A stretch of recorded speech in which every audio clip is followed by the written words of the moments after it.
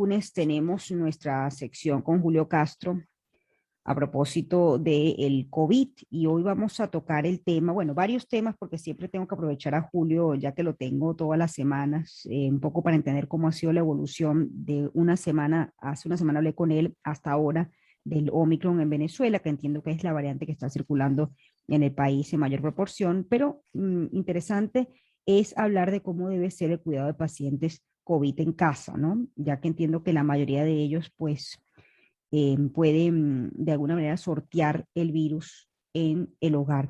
Buenos días y bienvenido, Julio. Qué gusto conversar contigo nuevamente. Buenos días, Shirley. Saludos a ti, a tus oyentes, a tu equipo de producción. Un placer estar contigo de nuevo el lunes por la mañana temprano. Por favor. Bueno, lo primero, Julio, antes de entrar en el tema que vamos a tocar hoy, es desde hace una semana hasta ahora que estamos conversando cómo ha evolucionado el Omicron, entiendo, en Venezuela, si es que es la variante predominante que está circulando aquí en el país. Sí, Shirley, para tener un poco de contexto, y esta sección se llama COVID en datos, voy a dar la perspectiva de cómo ha estado el mundo en los últimos 5 semanas y Venezuela en las últimas 5 semanas. Desde el 20 de diciembre, este es el promedio de número de casos semanales en el mundo. 20 de diciembre, 5.1 millones. 27 de diciembre, 8.2 millones. 3 de enero, 17 millones. 10 de enero, 19 millones. 17 de enero, 21 millones. El histórico de picos en el mundo está alrededor de 5.2 millones. En este momento, el mundo tiene 4 veces más casos totales que lo que hemos tenido históricamente en los últimos 2 años. En el caso venezolano, 20 de diciembre, casos reportados PCR data oficial, 1.770, 27 de diciembre, 1.640, bajó 100, 3 de enero, 2.316, 10 de enero, 7.735, 17 de enero, 14.543. Esta semana que cerró ayer, cierra con el doble de casos de la semana anterior, 14.000 contra 7.700. Y esto es la evidencia numérica más clara de un aumento exponencial, que es lo que en epidemia llamamos una fase expansiva, tanto en el mundo como en Venezuela. Esa es la situación actual en términos de casos.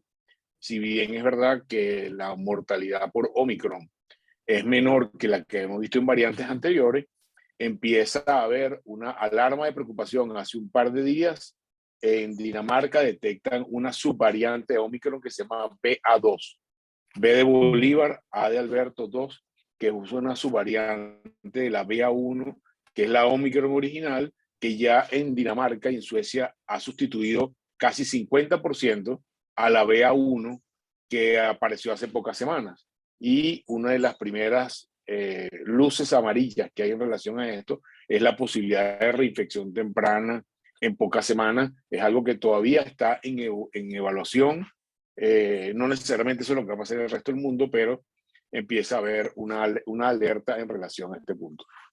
A ver, los casos que en la actualidad has manejado con la variante Omicron, ¿no? Entiendo y por eso el tema de hoy es el cuidado de pacientes COVID en casa. Es decir, la mayoría de ellos contrae la infección, pero no requiere hospitalización en su mayoría.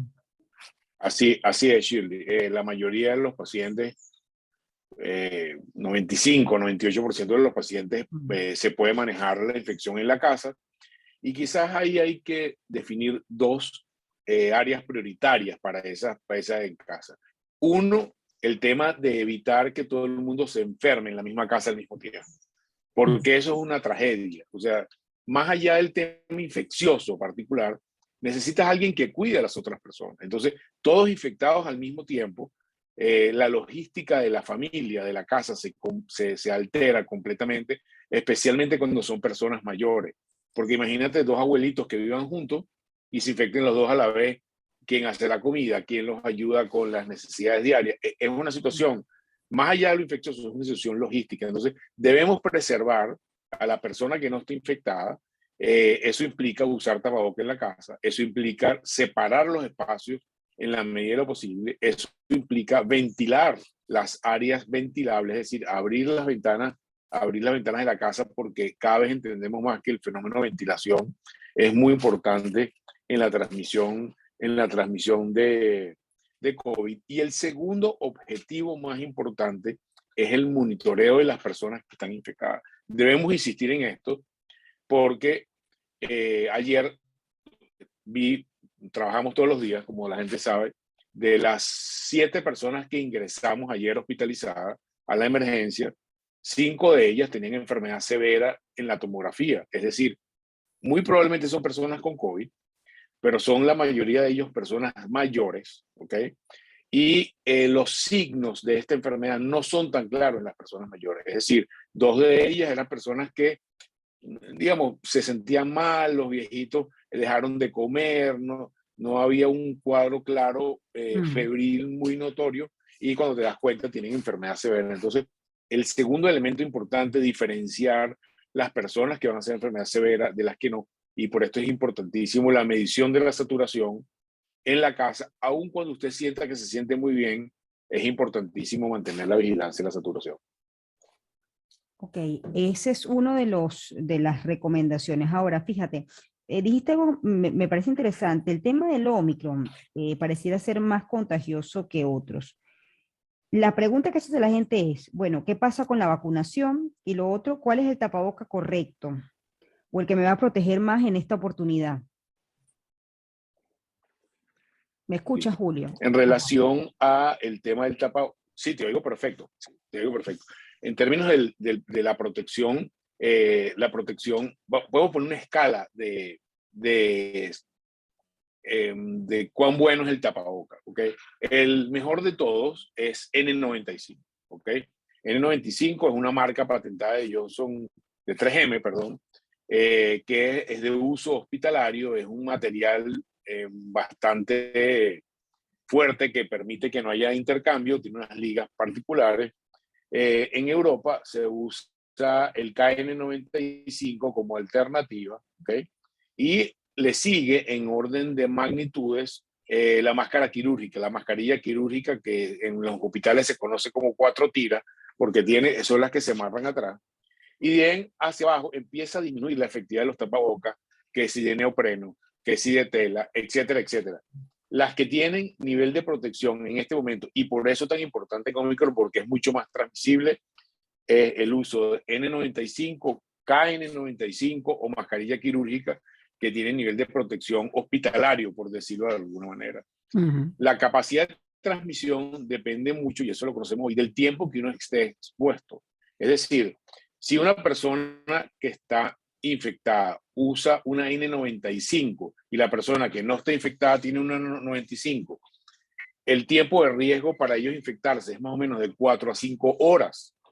A diferencia de que si la persona que está infectada no tiene mascarilla y la persona que está afectada sí tiene mascarilla, el tiempo de infección que se considera el riesgo es aproximadamente 25 minutos. Fíjate las diferencias en términos del riesgo de protección con cada una de las mascarillas. Si ninguno de los dos tiene mascarilla, que es lo que puede pasar, por ejemplo, cuando vamos a una reunión y nos quitamos toda la mascarilla o dentro de la casa, ya con 10 minutos de contacto se considera un contacto de alto riesgo. Entonces, eso es un elemento central. ¿Qué está pasando con las vacunaciones? Y es una pregunta que mucha gente se hace. Bueno, tenemos que decir las cosas que sabemos en este momento. Claramente, la protección de la vacuna contra la prevención de infección, como pasa, por ejemplo, con sarampión, no es lo que se quisiera. Es decir, no tenemos una vacuna en este momento que evite que yo me infecte. Tengo una vacuna que evite que yo me muera o que disminuye la probabilidad de muerte. Está muy clara esa información. Casi en 16 veces la probabilidad de muerte y casi 25 veces la probabilidad severa. O sea, nuestras vacunas lo que hacen es evitar que una parte de la población se enferme. Omicron, en el momento, el hecho de que sea menos mortal obedece a varias razones, no solamente a su modificación genética, sino también al hecho de que más gente tiene anticuerpos en el mundo, producto de la que las infecciones vienen recurriendo y producto de la vacunación. Entonces, este componente final de menos severidad obedece a varias razones, no exclusivamente a la mutación, sino también a otras razones como son la vacunación y la inmunidad nativa, que viene sumándose progresivamente, y esperemos que siga produciendo efectos de menor severidad, porque la transmisibilidad, que también es producto de las mutaciones, puede evolucionar para arriba o para abajo. Honestamente, no tenemos ninguna seguridad que la próxima Sí. variante va a ser menos transmisible. A ver, hablemos, ya que estamos tocando el tema de cuidado de pacientes de COVID en casa, hablemos de los días, ¿no? En el periodo en el que son todavía pacientes portadores y infectan, eh, también yo creo que la responsabilidad del tema de hacerse el PCR, porque mucha gente dice, bueno, ya, que ya son 5 días, al sexto día están en la calle, igual siguen contagiando, pues no tienen la seguridad si el virus se ha ido o no. Hablemos de eso, Julio, de los tiempos de espera recomendables. Sí, es importantísima esa pregunta, Chile. Primera consideración. El contacto intradomiciliario de una persona infectada se considera un contacto de alto riesgo. ¿Para qué?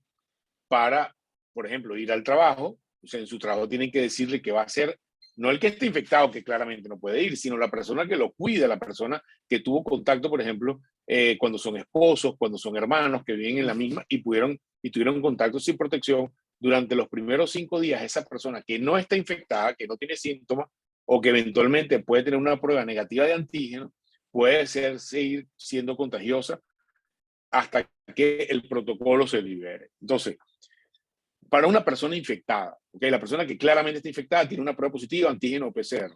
Su periodo de contagiosidad dura estándar internacional 10 días. ¿Okay? Quiero ser claro con esto. ¿Okay? Y les puedo explicar por qué hay una confusión con esto. Entonces, 10 días, ¿qué significa eso? Que usted se infecta hoy, día 24, usted tiene que estar los próximos 10 días en cuarentena, ¿ok? Y al día 11 ya usted no tiene cuarentena.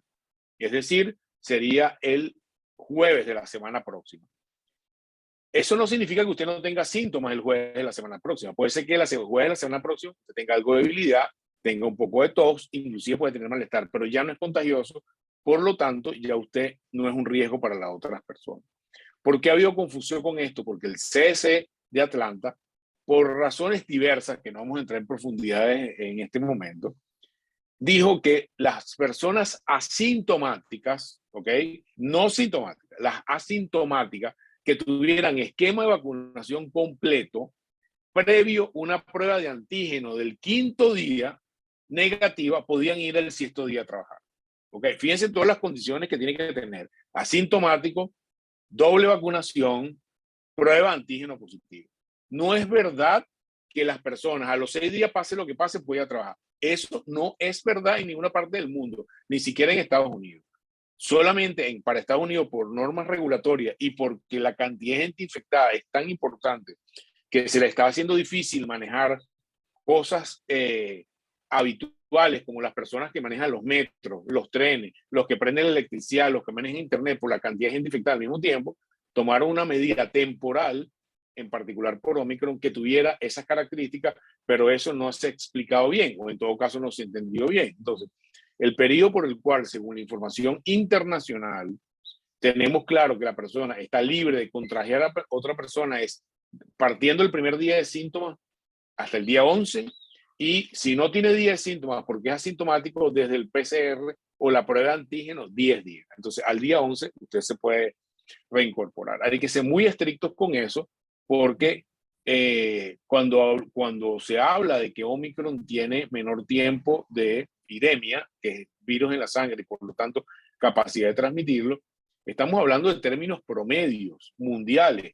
Si bien es verdad que Omicron tiene un tiempo promedio menor al resto de las otras variantes, nosotros no podemos saber en base a los síntomas cuando alguien tiene Omicron o tiene Delta. Es muy difícil diferenciarlo.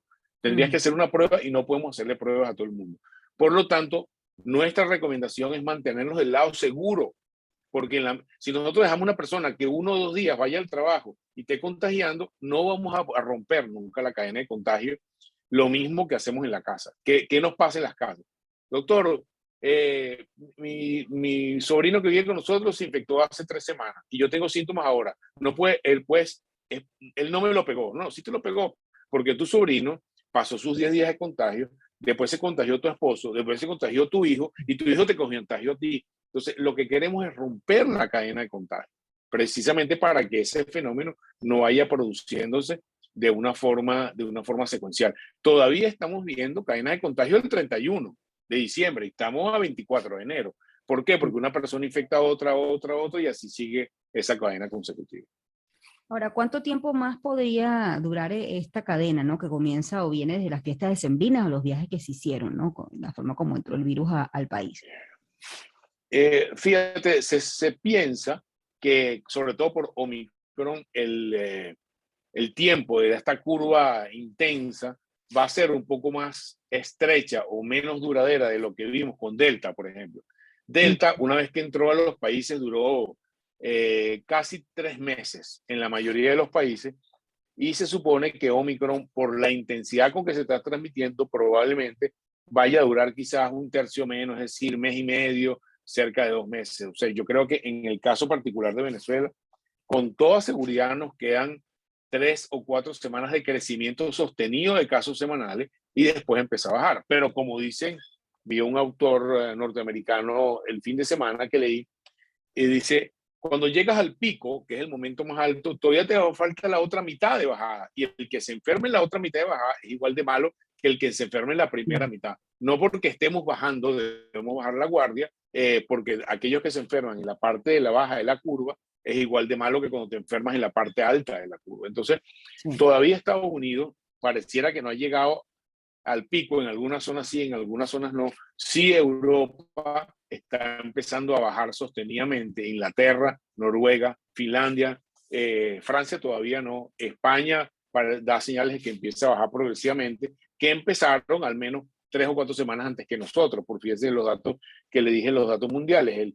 El aumento importante empezó alrededor del 20 de diciembre en Europa, y nosotros estamos a 24 de enero, es decir, pareciera que tenemos un mes de delay en relación al aumento de Norteamérica y Europa. A ver, dos temas importantes. Uno es cómo diferenciar, entiendo que los síntomas o la sintomatología del Omicron es muy parecida a una gripe, ¿no? Entonces la pregunta es, bueno, el momento, digamos, de determinar de que efectivamente, bueno, es una gripe pasajera y no es Omicron. ¿Hay forma de diferenciarlo? Clínicamente no, es decir, por observación de examen físico y observación médica, no. Tienes que hacer un examen, lamentablemente.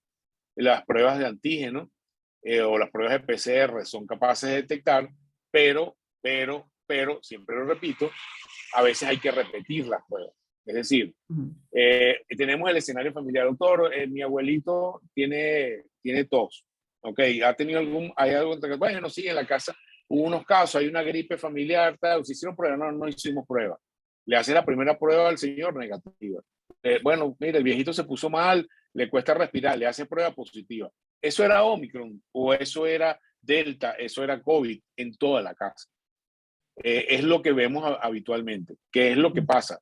No es que Omicron, y lo voy a repetir, no es que Omicron siempre es como una gripe, no es así. Hay un porcentaje, es pequeño, pero en particular en viejitos y personas inmunodeprimidas, puede producir enfermedad severa que requieran intubación, conexión a ventilación mecánica, respiradores, terapia intensiva. Aún en esa proporción baja puede pasar. Por lo tanto, no podemos bajar la guardia. Tenemos que mantener la observación, mantener el reposo en casa, mantener la vigilancia de la saturación, porque es crítico el hecho de que, bueno, como es Omicron, que solamente es mosquito y yo me siento mejor, no le hago mucho caso. Hay una regla muy fácil, ¿ok? En el caso de Omicron, la información mundial dice, la enfermedad aumenta y después de 3, 4, 5 días empieza a mejorar, ¿ok? A diferencia de Delta, si recordamos Delta, era más progresiva, más lento, y tú te ponías peor el día 7 que el día 2. ¿Okay? Entonces, las curvas de la enfermedad no son exactamente igual. Moraleja, si usted después del cuarto o quinto día se siente peor que el día 3, bueno, tiene que buscar ayuda porque la cosa no va bien. Si usted el cuarto o quinto día se siente mucho mejor que el día 2 o 3, probablemente está en un curso leve de la enfermedad y usted va a salir. Pero eso no quiere decir que como es leve, contagia menos. Leve, moderado o severa, contagian igual. Pero si usted, por ejemplo, ayer vi a un paciente en la emergencia, un muchacho joven, 20 tantos años, 7º día con fiebre seguida. Eso no es normal, ¿ok? O sea, hay que tener un poco de sentido común esto. La fiebre, habitualmente en COVID, normalmente dura unos 3, 4 días. Si usted dice 5 días con fiebre, 6 días con fiebre, tiene que ir al médico porque algo raro está pasando. Es importante que recalquemos que una vez que nos salgamos de un patrón eh, simple de una gripe común, usted debe ir al médico o debe tratar de contactar a su médico para decirle qué hacer, porque puede estar pasando por debajo de la mesa una enfermedad que puede eventualmente complicarse, y eso es lo que nos preocupa cuando vemos pacientes severos en la emergencia. Ahora, bien sea por la inmunidad, entre comillas, natural o por la vacunación, si la persona se ha contagiado de COVID en este momento, con la variante Omicron, ¿cuánto tiempo dura su inmunidad? ¿Un año como la variante original? Y la pregunta sincera para eso es no sabemos. ¿Ok? Ujú. Por ejemplo, estamos viendo información de gente que muy probablemente se infectó con Delta en principios de diciembre y ahora se infectó con Omicron. O se infectó con Delta en noviembre y ahora se infectó por Omicron. ¿Por qué? Porque nuestro conocimiento sobre el tema inmunológico va increciendo. Es decir, anteriormente pensábamos que al principio de la epidemia, que con una primera infección ibas a tener anticuerpos productos de la enfermedad que iban a evitar que te volviera a la enfermedad. Eso claramente ya no es así. La enfermedad, por el tema de las variantes, produce un fenómeno que se llama escape inmunológico. Es decir, tú puedes ser que tengas anticuerpos contra SARS-CoV-2 variante gamma, ¿ok? Pero cuando te agarra el Omicron, tu sistema inmunológico no reconoce que ya tú tuviste SARS-CoV-2 y produce respuesta inmune de nuevo y se produce nueva enfermedad. Omicron tiene esa característica que produce escape inmunológico, y aunque usted hubiera tenido 2 o 3 veces antes COVID, probablemente pueda volver a tenerlo, porque no da inmunidad definitiva. Entonces, la respuesta es no sabemos, porque si la variante que aparezca en primavera o en verano del año que viene o en otoño es suficientemente diferente o puede producir escape inmunológico, aunque yo tenga Omicron en enero, a lo mejor en abril me puedo volver a infectar. La verdad, no lo sabemos y depende mucho de cómo se va desempeñando el fenómeno de las variantes de aquí en adelante. Ahora, no parece, Julio, ya con esto termino, no parece que, digamos, la dinámica económica, comercial y la dinámica de la vida diaria, pues se detenga por el tema del Omicron, a pesar que es altamente contagioso. ¿Cuál es tu recomendación con respecto a este tema, no? Parece que ya no hay vuelta atrás, Fíjate, así que es una realidad que, bueno, que el Omicron va a llegar a la mayoría de la población. fíjate, Chile, yo creo que, y lo he dicho en ámbitos académicos recientemente, creo que lo mejor que nos puede tocar como especie humana es ser cautelosos con lo que decimos, ¿ok? Quienes dicen, ya más nunca va a haber lockdown, creo que lo están diciendo más por lo que quieren que por lo que sepamos, ¿ok? No podemos decir lo que queremos, tenemos que decir lo que sabemos. Y te voy a poner un ejemplo. Omicron en este momento representa un problema logístico mundial más que un problema de mortalidad en terapia intensiva. O sea, con Delta, el tema era la cantidad de personas que podían morir o estar en terapia intensiva al mismo tiempo. Eso en este momento, bajo ciertas circunstancias, pudiera ser no ser igual a antes, pero el problema es, y te voy a hablar de la institución privada donde yo trabajo, tenemos 25% del personal nuestro en cuarentena porque tiene síntomas. Y lo mismo algunos otros hospitales, otras clínicas, centros educativos, etcétera, etcétera. Entonces, estamos viendo una dinámica social del impacto del virus diferente a la que teníamos con otras variantes.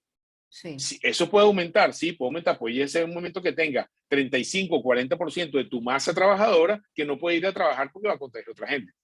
El mundo puede tener problemas logísticos por una situación parecida a esta. Entonces, no hemos visto todas las cosas que el virus, esta connotación logística del virus, ciertamente no la habíamos tenido antes en esta magnitud. Estamos preocupados de que no se nos acabaran las camas en terapia intensiva, pero ahora empieza a tener otra dinámica que puede afectar a la educación, puede afectar al comercio, puede afectar a eso. Entonces, no podemos decir nunca jamás, ¿ok? Porque todavía tenemos un nivel de incertidumbre tan importante en relación a este virus que creo que nuestra mejor perspectiva es ser resiliente ir entendiendo lo que va pasando e ir operando en ese sentido, sobre todo en el mediano plazo.